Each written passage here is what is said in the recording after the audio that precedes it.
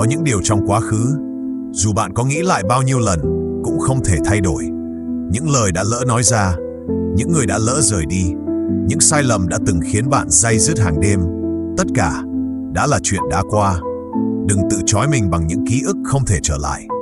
Đừng mãi sống trong giá như và phải chi, vì bạn đang bỏ quên hiện tại và đánh mất cả tương lai chỉ để níu giữ một điều không còn. Quá khứ không thể thay đổi, nhưng bạn có thể buông xuống. Học cách tha thứ cho người khác và cho chính mình.